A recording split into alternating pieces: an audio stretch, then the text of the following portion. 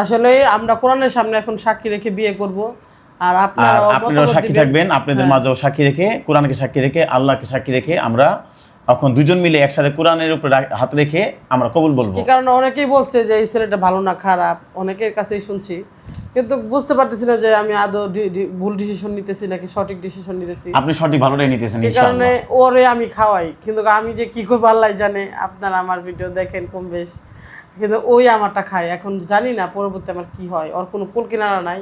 ওকে বিয়ে করতেছি, পরে ফালাই থেকে যাবো না, কি করবো আল্লাহ জানে। যাই হোক, আল্লাহর সামনে তাহলে আমরা কাজটা দ্রুত করি। হাত দাও, ডান হাত দাও, বলো আমি কোরআনের উপরে হাত রেখে বল। আমি কোরআনের উপরে হাত রেখে বলতেছি, আমি আশার আজকের থেকে দায়িত্ব আমি নিজে নিলাম, ওকে আমি বিয়ে করলাম কোরআনকে সাক্ষী রেখে। তুমি বলো।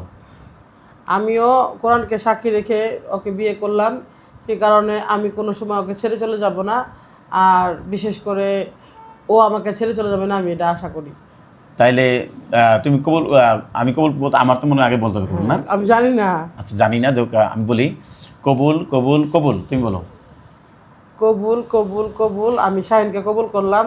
আর হলো আজকে থেকে আলহামদুলিল্লাহ আশা আর আমি দুজনের স্বামী স্ত্রী পবিত্র কোরআনের উপরে হাত রেখে আল্লাহকে সাক্ষী রেখে কবুল করে নিলাম। আচ্ছা ভালো করে বল, এই যে কোরআনের উপরে হাত কি কি করবি আমার জন্য? আমি তোমার বরণ পোশাকের সমস্ত দায়িত্ব আমি নিলাম, আর আমাকে ভালো মন্দ বরণ পোশাক সমস্ত যা দায়িত্ব আছে, যাই আমার বাচ্চার এবং তোমার নিজের দায়িত্ব, আমি সমস্ত দায়িত্ব তোমার নিলাম। কারো কথা শুনে আমি তোমাকে ফালায় যাব না। তাই? জি। তুই যদি কোনদিন যাস গা আমার থিয়া, আমি তোমার কখন যাব না। আজকে থেকে তুমি আমাকে কি বলে ডাকবা? আমার যা বলে আগে আগে আমার কথা প্রতিশ্রুতি শেষ, যে কোরআনের নামে, কোরআনের সামনে সাক্ষী রাখছিস আর আল্লাহর কসম করবি 3 বার করে।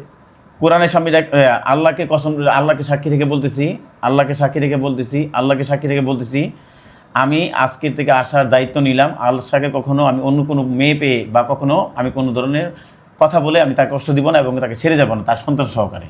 কি কারণে বুঝতেই পাইতেছেন যে আমি ওকে বিয়ে করতেছি আমার দারিদ্র্যের জন্য, আর হলো আমার কষ্টের জন্য। আর ও যদি আমাকে ইতিম অসহায়কে বিয়ে করতেছে, যদি ও আমাকে ছেড়ে চলে যায়, তাহলে আমি কি করব বলেন? তার জন্য আমার এই কোরআনটা নিয়ে আপনাদের মাঝে ভিডিওটা করা। অবশ্যই আপনারা ভিডিওগুলো দেখবেন আশা করি। আর বিশেষ করে তুই আমাকে ছেড়ে চলে যাস। আমি তোমাকে ছেড়ে চলে যাব না। আজকে থেকে মাহিমা আমাদের আমার স্বামী, ওকে আমি স্বামী বলে গ্রহণ করলাম। আজকে থেকে আশা আমার বউ, আপনারা এইভাবেই দেখবেন। আপনাদের সাক্ষী রেখে বিয়ে করছি, তাইলে এই ব্যাপারে আর কোনো কিছু বলার মতন নাই। আর অবশ্যই কিছুদিনের মধ্যে আমরা কাগজ, এই যে যেরকম আমরা কোর্ট ম্যারেজ করব ইনশাআল্লাহ, অবশ্যই আপনাদের মাঝে দেখাবো। কি কারণে এটা তো ঠিক, আমরা নিজেরা কবুল বললেই বিয়ে হয়ে যায়, তবুও ডকুমেন্ট হিসেবে আমরা কোর্ট ম্যারেজটা আমরা বর্ষক করে আপনাকে দেখাবো। না তবুও তো মোল্লা ধরে বিয়ে করতে হয়, ওইটা করে আমরা তো অবশ্যই করবো এটা। আর আপনাদের সাক্ষী রেখে আজকে আমি আশা আমার ওয়াইফ, আমি তার স্বামী। কেমন হইলো অবশ্যই কমেন্টে আলহামদুলিল্লাহ লিখে যাবেন। আর আপু তুমি কিছু, আশা তুমি কিছু বলো। আর অবশ্যই কি জানি কয়, কেলাই দিচ্ছে।